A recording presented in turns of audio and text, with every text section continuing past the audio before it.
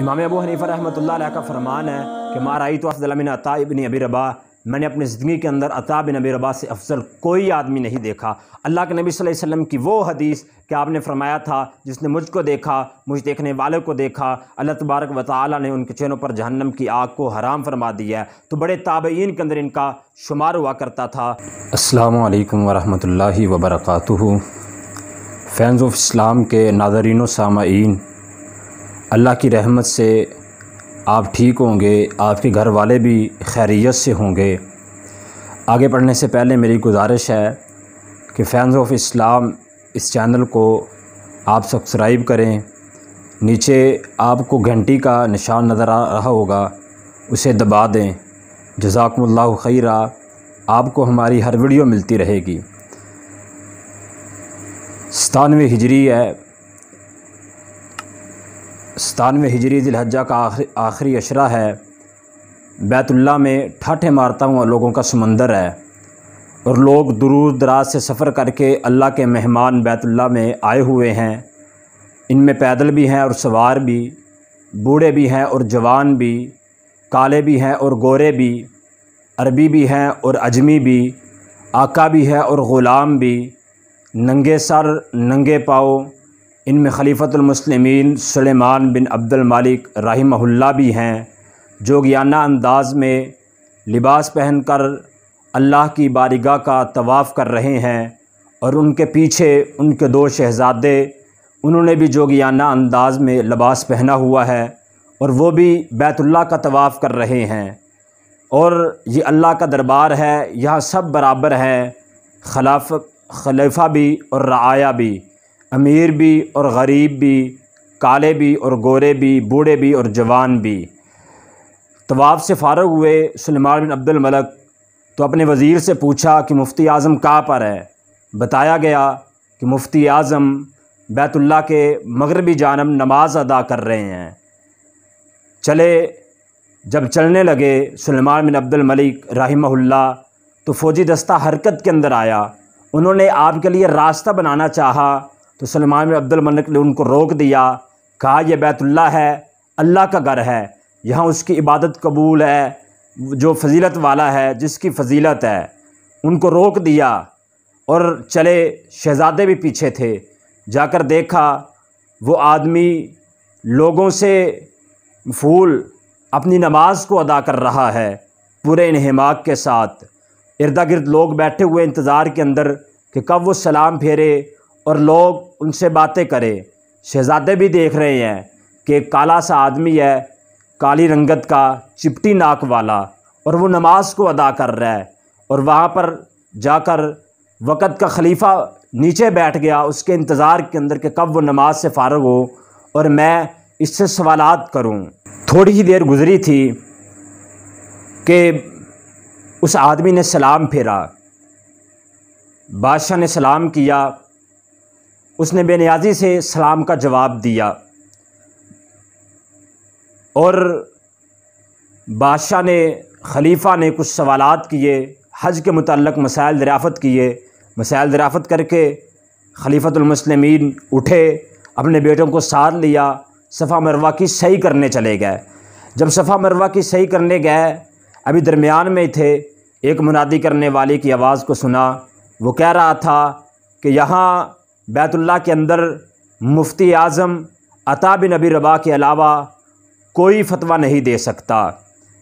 جب یہ بات شہزادوں نے سنی تو انہوں نے کہا کہ ابا حضور، آپ نے جس شخص سے سوال کیے وہ تو ایک عام آدمی ہے، اور یہ منادی کرنے والا اعلان کر رہا ہے کہ عطاء بن ابی رباح کے علاوہ آپ کسی سے سوال نہیں کر سکتے۔ تو فرمایا بیٹا، وہی جس سے میں سوال کر رہا تھا وہی عطاء بن ابی رباح تھے جس کے انتظار کے اندر لوگ بیٹھے ہوئے تھے۔ بیٹا علم کو حاصل کرو، علم کمینے شخص کو معزز بنا دیتا ہے، غلام کو بادشاہ بنا دیتا ہے۔ یہ کوئی مبالغہ آرائی نہیں تھی علم کے بارے میں سلیمان بن عبد الملک کی۔ یہ وہی عطاء بن ابی رباح تھے جو ایک وقت غلام تھے اور غلامی کے اندر اپنی زندگی کو بسر کر رہے تھے۔ مکے کے اندر ایک مکی خاتون کے غلام تھے۔ انہوں نے اپنی زندگی کے اندر 3 حصے کیے ہوئے تھے دن اور رات کے۔ ان 3 حصوں کے اندر ایک حصہ اپنی مالکہ کے گھر کے کام کرتے پوری جانفشانی کے ساتھ، اور دوسرا حصہ اپنے اللہ کی عبادت کیا کرتے تھے، اور تیسرا حصہ انہوں نے تعلیم کے لیے وقف کر رکھا تھا، جس کے اندر عبداللہ بن عباس رضی اللہ تعالیٰ عنہ، سیدنا ابو ہریرہ رضی اللہ تعالیٰ عنہ، اور عبداللہ بن زبیر رضی اللہ تعالیٰ عنہ اور دیگر صحابہ کرام جو اس وقت موجود تھے، ان کے سامنے زانو تلمس طے کی اور ان سے علم حاصل کیا۔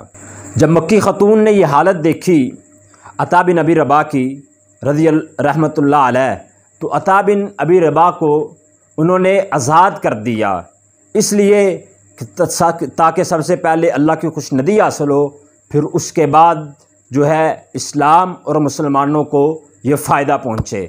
تو عطا بن ابی رباح جیسے ہی رہا ہوئے، انہوں نے بیت اللہ کو اپنا مسکن بنا لیا، اپنے علم کی جگہ بنا لیا اور اپنی عبادت گاہ بنا لیا۔ مورخین کا اس بات پر اتفاق ہے کہ وہ پورے 20 سال بیت اللہ کے اندر رہے اور علم کو حاصل کرتے رہے۔ عطا بن ابی رباح رحمہ اللہ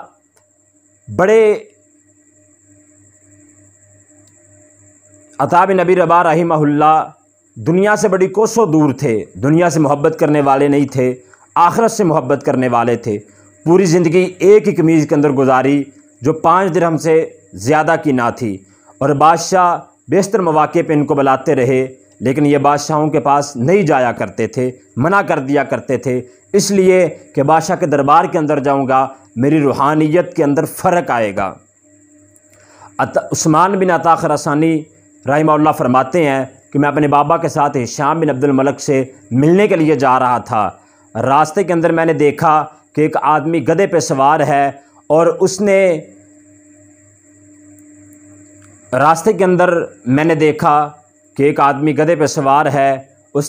بسیدہ جبہ زیب تن کیا ہوا ہے، پرانے کپڑے پہنے ہوئے ہیں، اور سر پر معمولی ٹوپی پہنی ہوئی ہے، اور وہ خرامہ دمشق کی طرف رواں دوا ہے۔ میری ہنسی نکل گئی، میں نے اپنے بابا سے کہا اس کی طرف دیکھیے یہ کون ہے؟ میرے بابا نے کہا خاموش ہو جاؤ، یہ فقہائے حجاز میں سے سب سے بڑے سردار عطا بن ابی رباح رحمہ اللہ۔ جب وہ قریب آئے، میرے بابا اپنے گھوڑے سے نیچے اترے، ان سے بغل گیر ہوئے، دوبارہ پھر اپنے گھوڑوں پہ چڑھے اور سوئے منزل کو چل دیے۔ میرے بابا وہاں پہ پہنچے، ساتھ وہ بھی تھے، اندر سے بلاوا آیا، دربار نے بلایا، جلدی سے اندر بلا لیا گیا ان کو۔ جب میرے بابا باہر آئے، میں نے اپنے بابا سے سوال کیا کہ کیا ہوا، کہ آپ جو ہے اندر آپ کی ملاقات کیسی رہی؟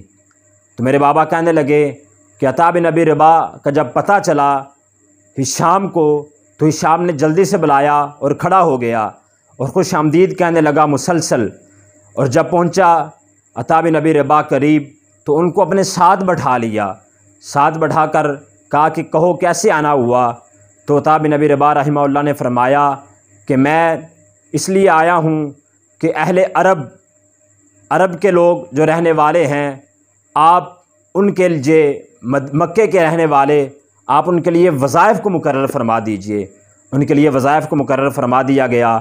پھر اس کے بعد انہوں نے کہا کہ جو اہل عرب ہیں، اہل نجد ہیں، وہ اصل کے اندر اہل عرب ہیں، آپ ان کے صدقات، ان کا وافر حصہ ان پہ لٹا دیجئے۔